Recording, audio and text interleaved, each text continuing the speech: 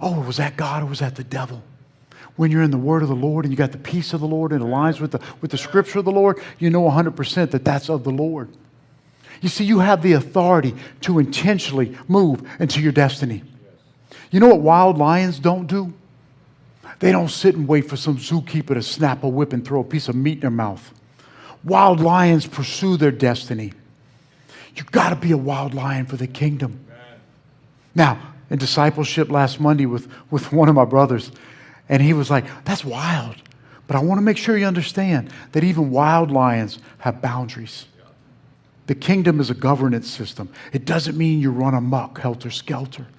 You see, even the wildest of lions gets to the end of the continent, and he looks at the Indian Ocean and goes, well, I'll go back. We've all got boundaries. This is the word of the Lord, but those boundaries are meant to allow you to roam free and be bold and powerful.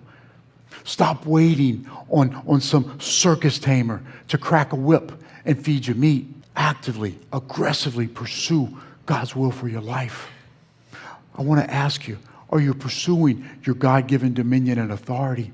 Are you stewarding it well? Are you just sitting on a hill? Are you just sitting on a hill? I want to share that location matters. Location matters. What does it matter where Jesus sat down? Well, I want to explain it to you. What I want to share with you right before, location matters. You see, it matters where you go to church. It matters where you go to church. And I'm not saying this to promote this church, but what I want to tell you is there's a great shaking. There's a great shaking. Because the Western Christian world has made mega churches and celebrity pastors their idols and their gods. And unless you've been living under a rock for the last 4 months and you missed the great shaking, God's purging the pulpit. And I'm telling you, you're going to have two choices. You think Tuesday's going to be a shaking? You see nothing yet. There's a shaking in the church. These cotton candy, sugar popcorn type of feed you milk until your teeth rot out. You're so weak in a weakened, watered down gospel that you can't bite on the meat, and that you get so easily offended because you feel a little vibration.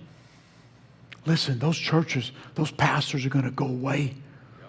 I'm telling you, there's no place for sugar pop, cotton candy vendors. They belong at the fair.